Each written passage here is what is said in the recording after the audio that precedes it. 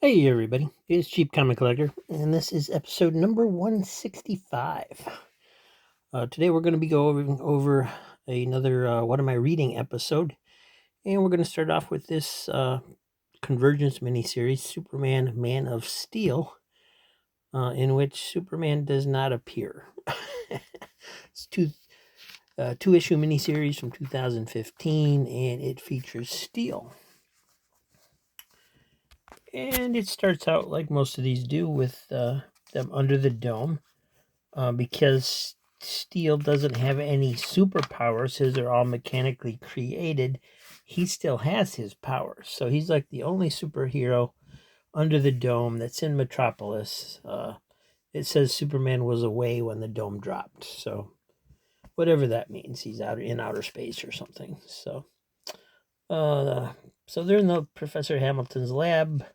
They've injected this cat with elements from the dome to try and research it because they're still trying to get out, and they get attacked by bad guys, and Steel has to go save the day somewhere else. The cat reacts to the stress of being shot at, basically, in this manner, and that comes into play later. The I guess these are his kids. I know he had a daughter. I don't remember him having a son, but there you go. And so they go.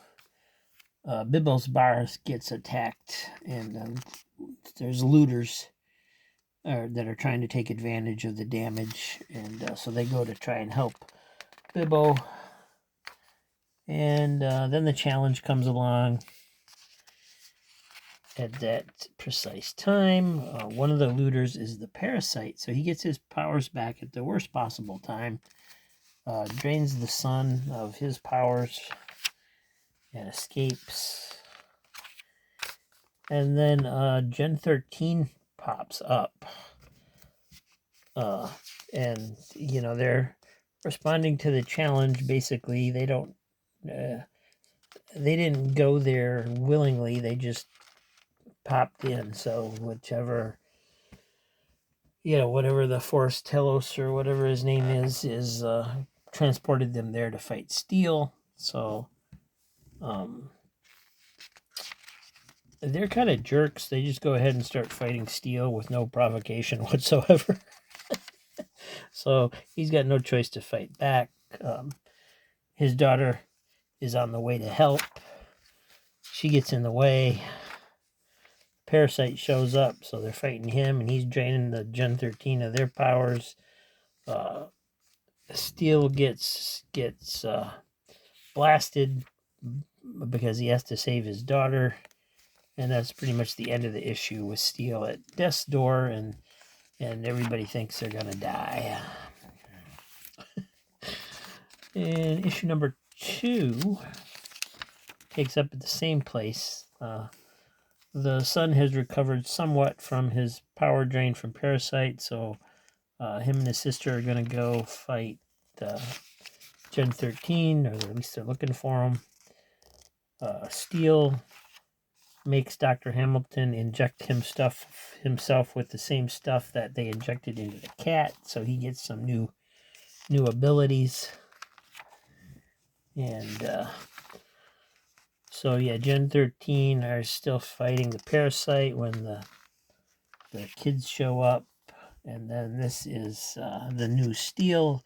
Basically, he can transform himself into anything he can think of. So he can, his arms can have jetpacks and mounted guns and whatever. Anything he can think of, he can basically become. And so they're fighting and they're losing. And Steel shows up. They all kind of team up against the Parasite. And they catch him. And that's pretty much the end. That's going into a Bizarro preview there. And Gen 13 gets popped back to wherever they came from, which doesn't really make any sense either. But the, let's see who the creative team was. Louise Simonson was the writer, so I'm surprised there's that big of plot holes in it. June Brigman was the penciler. Roy Richardson was the inker. And it was okay. It was a decent story. I don't know a lot about the Steel character. I've never paid that much attention to him, quite honestly. Back when they had the Death of Superman, I bought the Death of Superman like everybody else, but I never gave the new guys a shot. The Steel, Eradicator, Superboy. I was just like, okay, I'm done. Superman's dead, and so I stopped. Next up, we got New Talent Showcase number 3 from. I forget when this was from. There's not a year on there. 1983, I think. And this wraps up a couple of the storylines that started in number 1. Class of 2064. Basically, the kids get caught by the Earthers, the Free Earthers. And it turns out that the girl wasn't actually injected with the virus. It was in a pill form mixed in with all her other pills. So they get the virus that they're looking for. The kids learn that the Free Earthers aren't as bad as they're made out to believe. And they're supposed to go back home to Mars and basically, stand up for the Free Earthers. And that was the end. Just kind of a little morality play of very anticlimactic ending. But just kind of a morality play. Don't judge people without knowing what you're talking about. And then the next story, by Ancient Agreement. This one is writer is Beppe Segatini. And the artist is Dan Day. Yeah. So the art on this is pretty good. Look at this. Cool.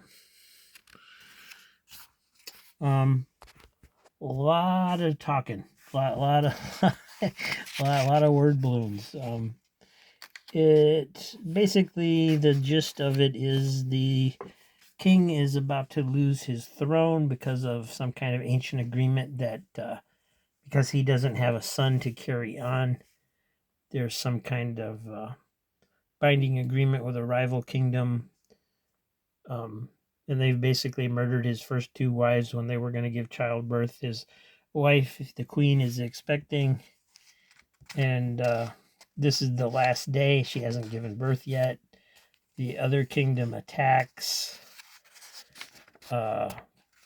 There's magical powers involved, and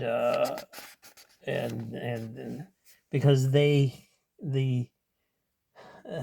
king that's under siege attacked them, he broke the treaty, so the magic is on the side of the attacking kingdom. But they're winning, but then they suddenly lose all their magical powers because the queen has given birth to a son. So, and that's it. That's all there is to it. Nice showcase on the art. Not much of a story.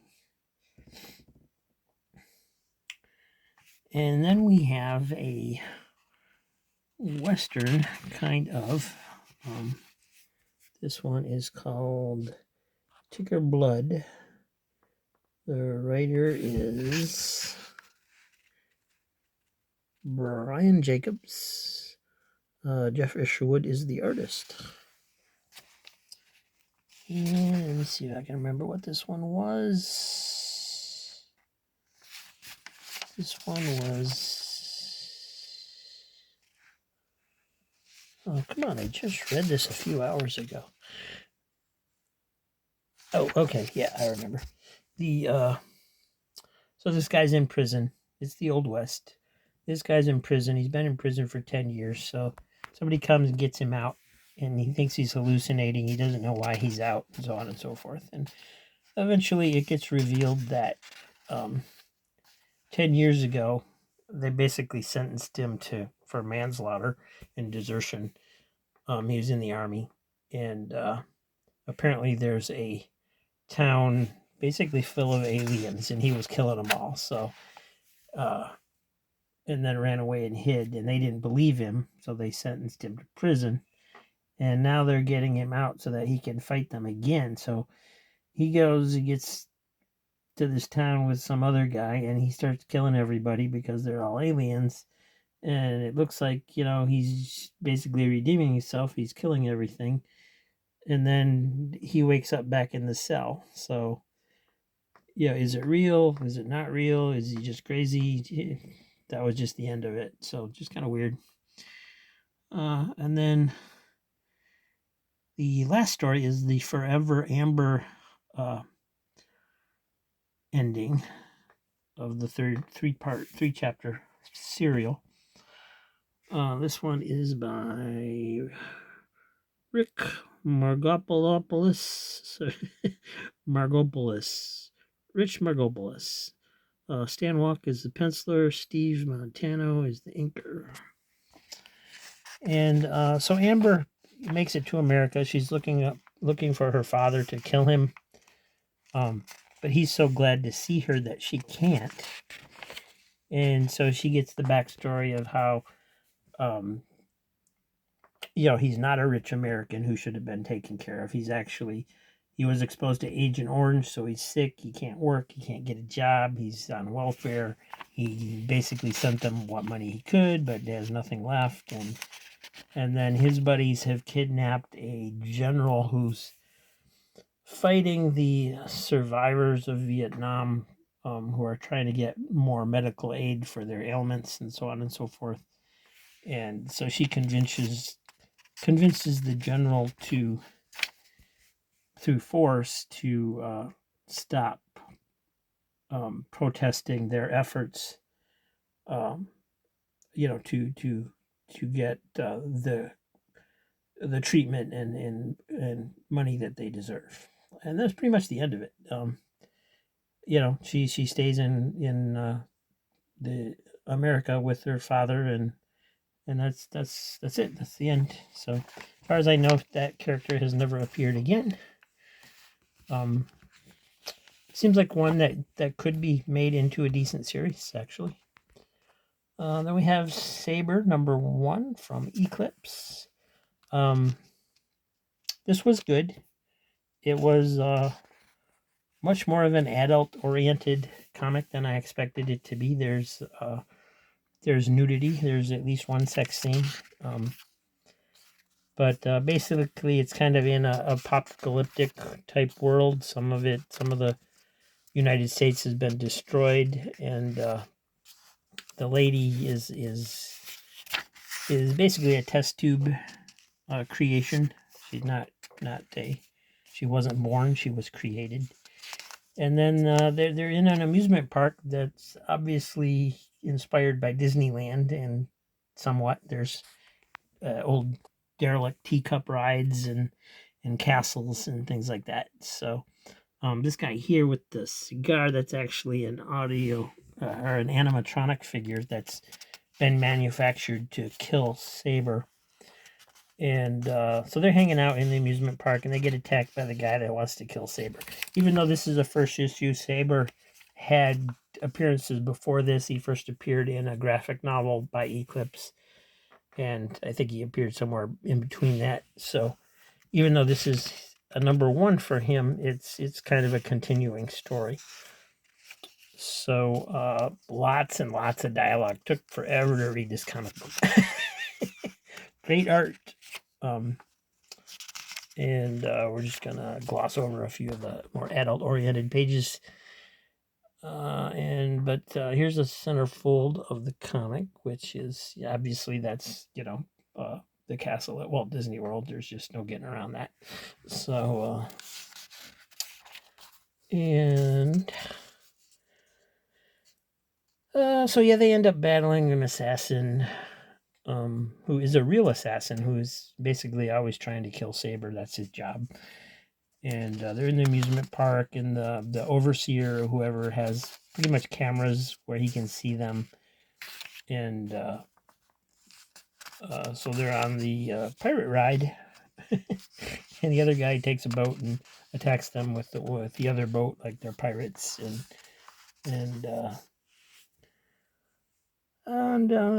that's kind of the end.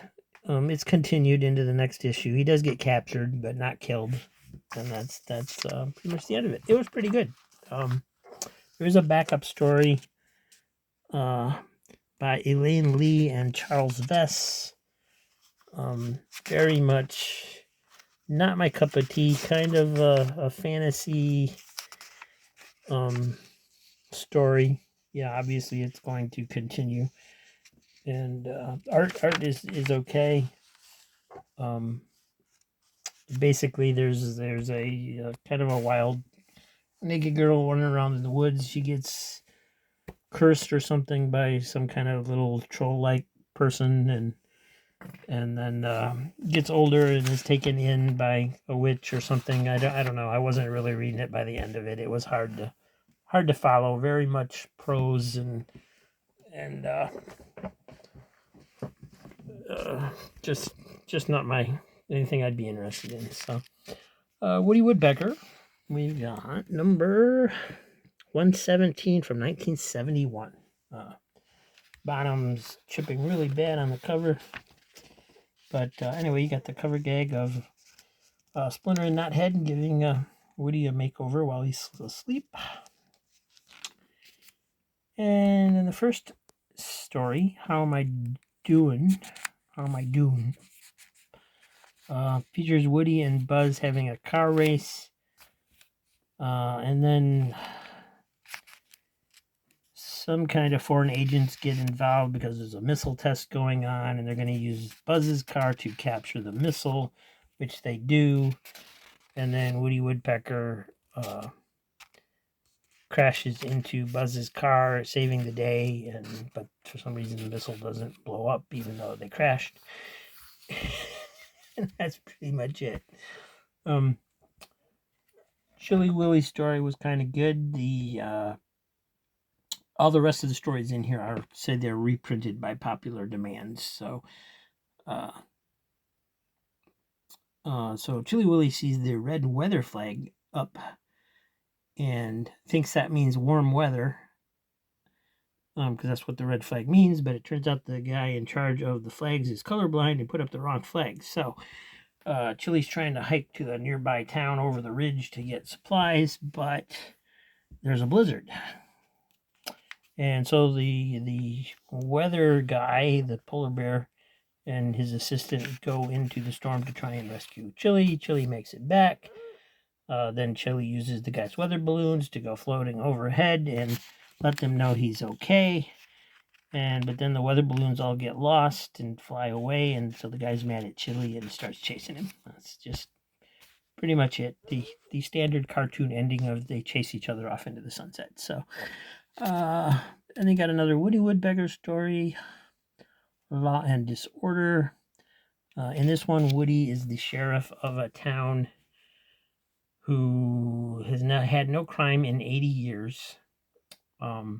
So his to-do list is like once a week he dusts off the parking meter, and once a week he takes his horse for a ride to get him some exercise, and doesn't know how to use a gun, and so on and so forth. So stranger comes to town, sees how wide open the town is, decides to rob the bank. So overnight he robs the bank and the jewelry store and everything else. And then he's delayed because he has a flat tire. But once he gets going again, Woody Woodpecker's coming out, sees him getting away. So he saddles up his horse and gets after him. The bad guy actually catches Woody and puts him in the trunk. The horse is actually the one that ends up catching the guy because he throws him when he tries to ride him. And then, of course, Woody Woodpecker didn't even know he robbed the bank or anything. He was after him because he had parked too long in front of the town parking meter. So, there you go. And then, yeah, there's a text story. Sorry, I just skipped over that one. It's a Shaggy Tale. Didn't read it. Don't know anything about it. And then there's a Woody Woodpecker where Woody's running a practical joke store business where he makes practical jokes and sells them to people. And it's really windy that day, and the new antique store sign gets blown away and ends up landing on Woody's sign, and gets nailed in place because the people that were putting the sign up had already pre-put the nails through the sign. They were just going to hammer it into the buildings. So then a couple crooks show up. They think it's now an antique store, so they want to go in and grab all the antiques, and basically the practical jokes get the better of them, so they end up being captured. And then over here, real quick, we got a Gold Key Club mini comic where this girl wants this guy to clean his act up, get a shave, get a haircut, and so he does, and then she doesn't like him anymore. So. And yeah, so the bad guys get caught by the practical jokes. The bad guy's gun ends up in a pile of joke guns that Woody has during the course of the story. So the cops are trying to find the real gun, and basically they're all mad at Woody because all the joke guns are basically attacking them. They're, all the jokes are getting played on the cops. So, and that was the end of that one. So, these were kind of hard for me to read through. The Man of Steel one was actually the easiest read. New Talent Showcase was kind of difficult to slog through. Sabre was a little difficult to slog through, but it was good. And Woody Woodpecker was okay. I probably just wasn't in the mood for the silliness. So if I had to pick a favorite, I guess I'd probably go with Sabre, actually, because of the amusement park aspect and Disney aspect to it. It's got great art. I mean, look at that cover. And the storyline was okay. It was just very wordy, which normally I like. I like feeling like I got my money's worth. I like you're reading the story, but this was just, the story didn't really progress that much. It was just talk. So, but that was my favorite probably of the four. Either that or Steel, Man of Steel. But yeah, Sabre probably wins just because of the whole Disneyland aspect to the abandoned amusement park concept. So, so that's what I read. Thanks for watching. Please like and subscribe. We will see you tomorrow. Tomorrow we'll be going through some auction wins that I got. I think, can't swear to it, I think there's some Silver Age in there. So see you tomorrow. Have a great day.